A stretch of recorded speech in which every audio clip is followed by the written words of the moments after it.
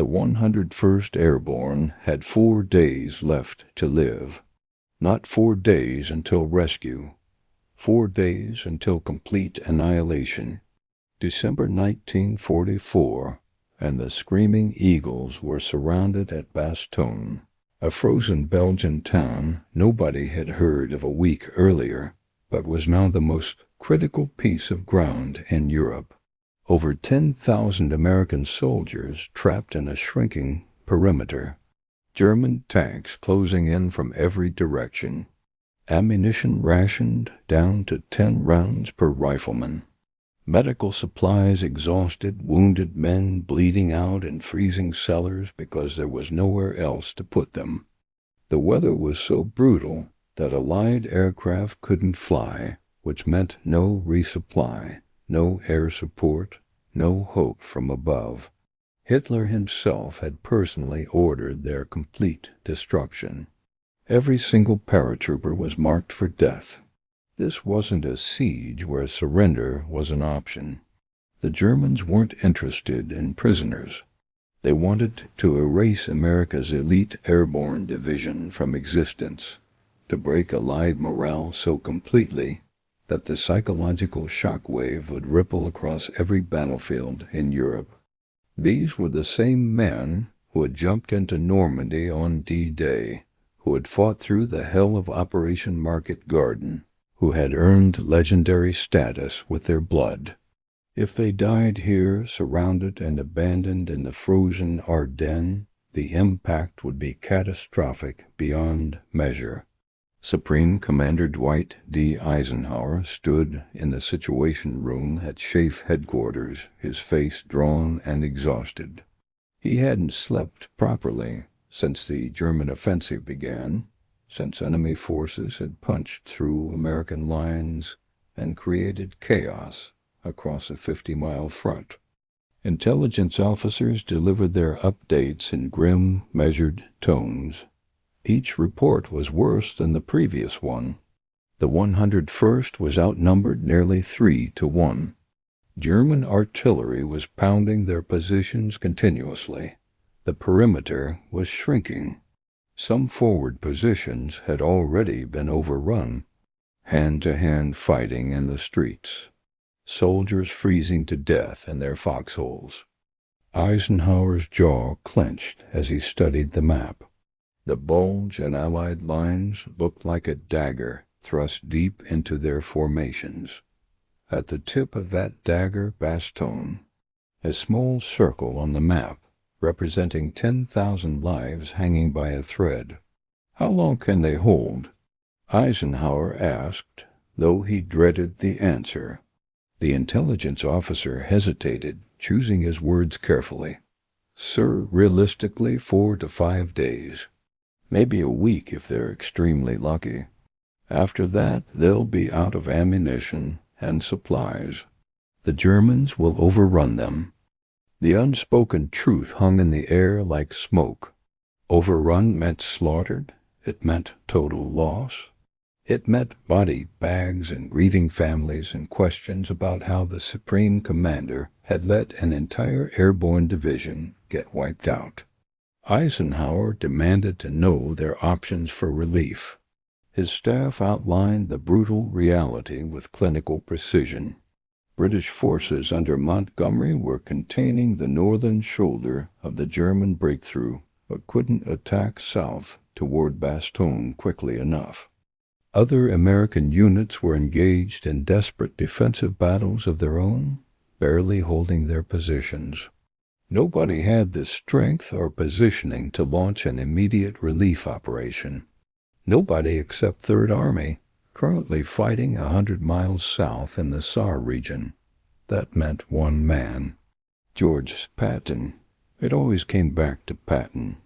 Eisenhower had spent years managing Patton's brilliance, ego, controversies, and insubordination. Their relationship was exhausting, complicated, often infuriating. Patton was difficult, temperamental, politically dangerous. He had slapped soldiers suffering from combat fatigue. He had made inflammatory statements to the press. He had challenged Eisenhower's authority more times than anyone could count. There had been moments, many moments, when Eisenhower had wanted to fire him, to send him home in disgrace and be done with the headaches. But now, staring at that map showing 10,000 surrounded Americans with death closing in from all sides, Eisenhower realized something uncomfortable and unavoidable. Patton might be the only general capable of pulling off the impossible maneuver needed to save them. "Get me Patton," Eisenhower ordered, his voice tight. "Tell him we need him at Verdun tomorrow for an emergency conference. Tell him to bring plans for offensive operations. He'll know what that means." After his staff left, Eisenhower stood alone in the Situation Room. The maps seemed to mock him with their stark representation of disaster. His aide, Harry Butcher, later recorded that Eisenhower whispered to himself in that empty room, "George, for once in this goddamn war, do exactly what I need you to do. Those paratroopers are counting on you. America is counting on you. I'm counting on you. Don't let me down." December 19th, 1944. The meeting at Verdun would become legendary. The moment when Patton made the promise that changed everything. But what's often overlooked is Eisenhower's reaction, the weight of his words, the magnitude of the decision he made that day. The atmosphere in the Verdun headquarters was thick with tension. Senior officers stood around tables covered with maps, their faces grave. Eisenhower opened the meeting by trying to maintain confidence. "The present situation is to be regarded as one of opportunity for us and not of disaster." But everyone in that room knew the truth. This was the worst crisis the Allies had faced since D-Day. The German offensive threatened to split their forces, to drive all the way to Antwerp, to turn the entire war situation on its head. Eisenhower turned to his assembled generals with the question that would define the next week. "I want you to think about this. Really think before you answer. How quickly can we mount a relief operation to reach Bastogne?" Most of the generals began calculating logistics in their heads. Supply lines, troop availability, road conditions, enemy positions. The mental math was complex, and the answers were uniformly pessimistic. Then Patton spoke up, his voice cutting through the murmured calculations. "I can attack on the 22nd with 3 divisions. Silence crashed over the room like a physical force. Other generals exchanged glances, their expressions ranging from skepticism to outright disbelief. Was Patton serious, or was this more grandstanding, more of his legendary bravado? What he was proposing seemed beyond human capability. To disengage from active combat, to rotate his entire army 90 degrees, to move over 100 miles through winter conditions and difficult terrain, to coordinate a 3-division attack, all in 72 hours. It was beyond anything attempted in modern warfare. Military doctrine said it couldn't be done. Common sense said it was impossible. Eisenhower's eyes locked onto Patton with an intensity that made the other officers in the room uncomfortable. His response, recorded by multiple witnesses, was measured, deliberate, and deadly serious. "George, I'm not asking for optimism. I'm not asking for what might be theoretically possible. I'm asking what you can actually, genuinely accomplish. The lives of 10,000 American soldiers depend on your answer. The men of the 101st Airborne are surrounded, outnumbered, running out of everything.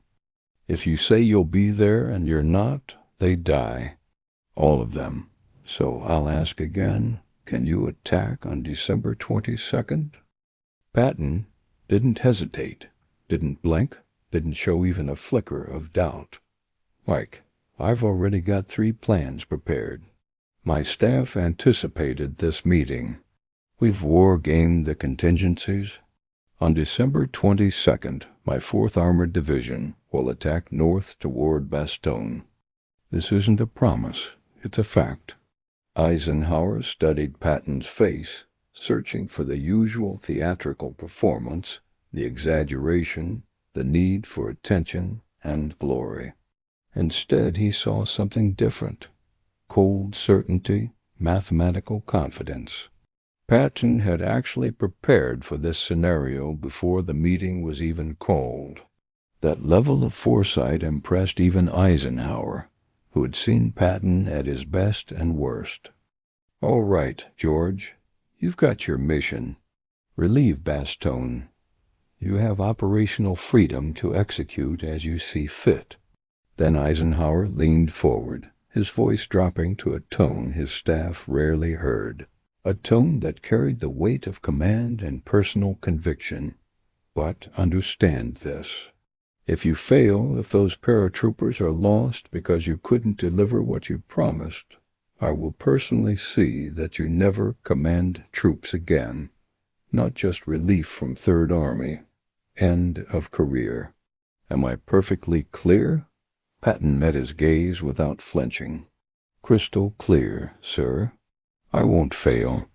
After the meeting, Eisenhower pulled aside his chief of staff, General Walter Bedell Smith. Smith's diary records the conversation with stark honesty. "The boss asked me if I thought George could actually do it. I said it seemed impossible. Ike said that's why I'm sending Patton. Impossible is what he does." It was a statement of faith and desperation combined, the kind of gamble that defines commanders in their darkest hours. December 20th through 25th, 1944. While Patton's Third Army executed its pivot north, Eisenhower endured the most stressful week of his entire command. Every few hours, situation reports arrived from Bastogne, each one grimmer than the last. December 21st, German artillery pounding American positions continuously, casualties mounting at a horrific rate. General Anthony McAuliffe, commanding the 101st Airborne, sent his famous reply to the German surrender demand: "Nuts." One word that captured American defiance in the face of certain death. Eisenhower read the report and allowed himself a brief, tight smile. "At least their spirit isn't broken," he told his staff. December 22nd. Patton's forces attacked as promised, launching their offensive exactly when he said they would. But progress was agonizingly slow. Winter conditions, determined German resistance, difficult terrain, all conspired to slow the advance to a crawl. At Bastogne, the situation deteriorated further. Ammunition critical, some units down to 5 rounds per rifle.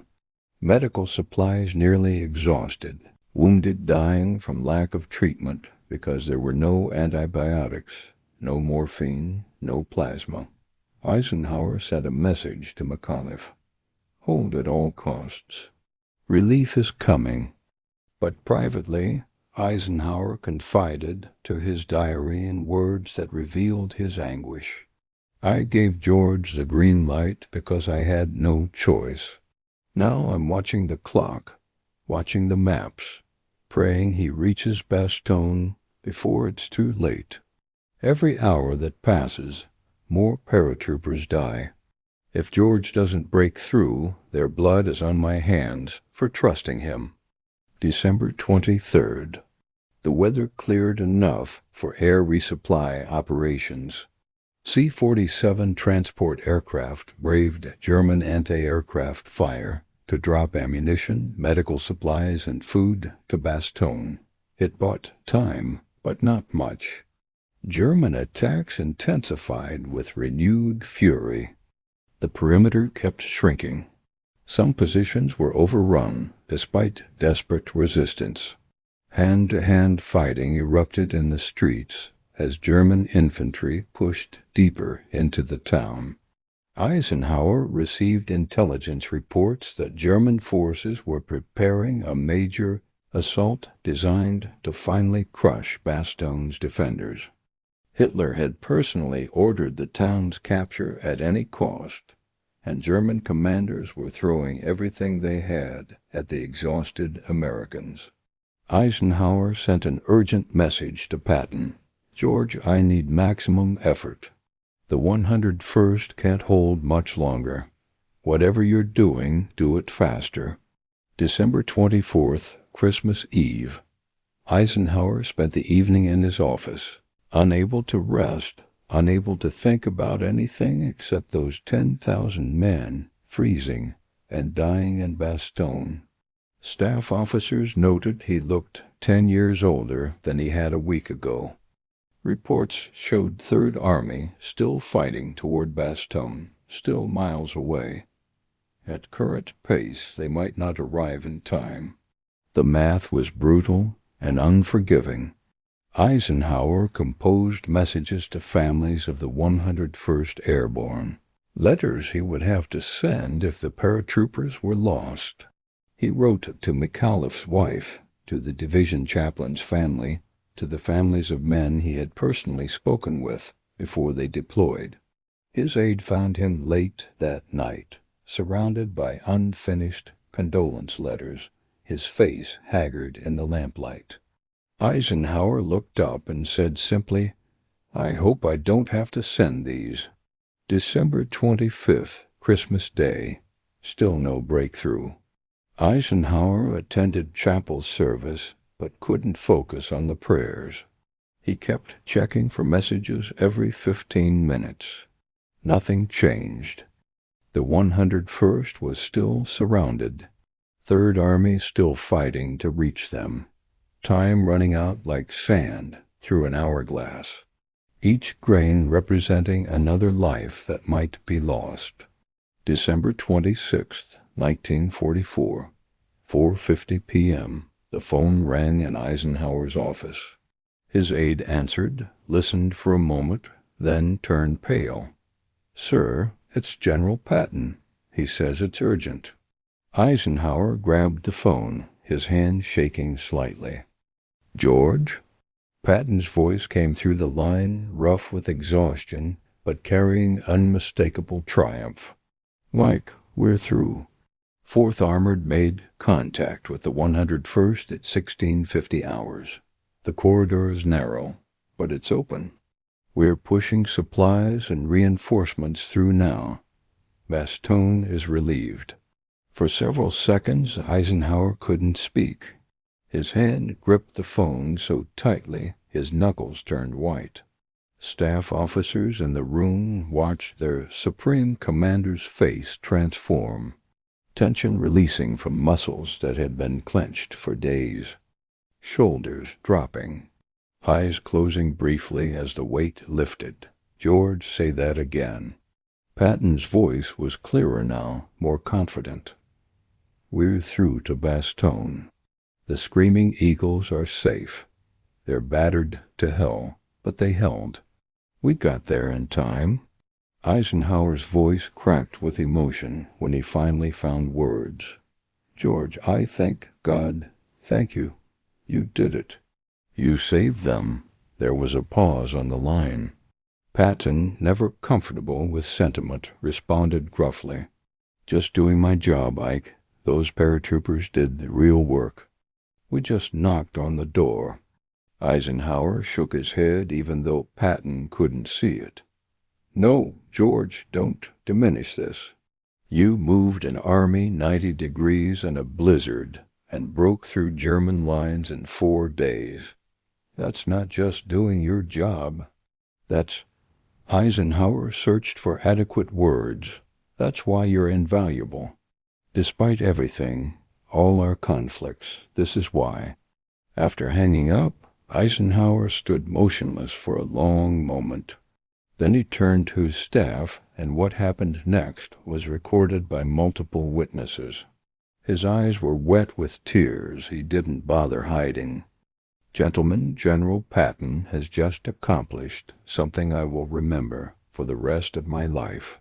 He saved 10,000 American soldiers, who were hours, maybe minutes, from annihilation. He did what I asked him to do when I asked him to do it against odds everyone said were impossible.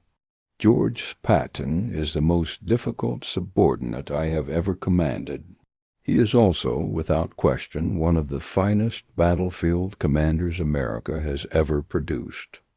Eisenhower immediately sent official messages in every direction to the 101st Airborne, congratulating their heroic defense, to Third Army commending their relief operation, to the War Department reporting Bastogne's relief, but he also sent a personal telegram to Patton, words that revealed the depth of his gratitude and respect.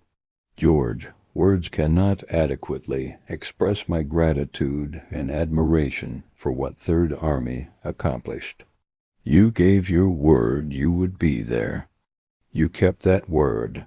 In doing so, you saved not just 10,000 soldiers, but possibly the entire Ardennes campaign. Well done does not begin to cover it. This operation will be studied for generations as an example of operational excellence. I am proud to have you under my command, Ike." That evening, Eisenhower's personal aide found him alone, staring at the map showing the narrow corridor to Bastogne. Eisenhower said quietly, 4 more hours. That's all George had. 4 more hours, and the 101st would have been overrun. He made it with 4 hours to spare. 4 hours between salvation and annihilation. The margin between victory and catastrophe had been impossibly thin. In the days and years following Bastogne's relief, Eisenhower's words about Patton evolved from immediate gratitude to historical assessment. December 27, 1944, Eisenhower's official statement praised the operation in formal military language. But to General Marshall, Army Chief of Staff, Eisenhower was brutally candid. "George Patton just saved my command. If Bastogne had fallen with an entire airborne division lost, the psychological impact would have been catastrophic. Questions would have been raised about Allied strategy, American military competence, and my leadership. Patton prevented that disaster. Whatever frustrations I've had with him, and they are many, this operation justifies every difficult decision I've made to keep him in command." Years later, in his memoir Crusade in Europe, Eisenhower devoted significant space to Bastogne. General Patton's relief operation stands as one of the war's pivotal moments. The rapid movement of 3 divisions, the coordination required, the aggressive execution under terrible conditions, showcased American military excellence.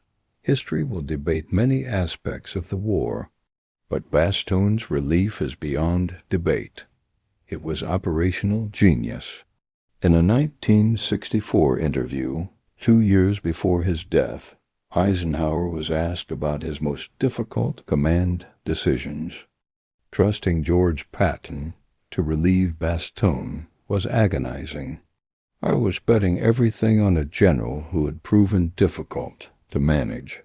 But I also knew George was the only one who could do it. When he succeeded, when those paratroopers were saved, I felt relief and gratitude beyond anything I can describe. That phone call, "We're through to Bastogne." Those 4 words might be the most important 4 words I heard during the entire war. The ultimate testament came in Eisenhower's final assessment, written in 1965. History will remember many generals from World War II, but few will be remembered for saving an entire division from annihilation through pure operational brilliance. That was George S. Patton at Bastogne. Whatever else he was, difficult, controversial, flawed, he was also the man who refused to accept that those paratroopers were doomed. He promised he would save them, and he did. The relief of Bastogne wasn't just a military operation. It was the moment Eisenhower realized that genius, however difficult to manage, was worth every frustration when it delivered miracles. Sometimes the most difficult people achieve the most extraordinary things.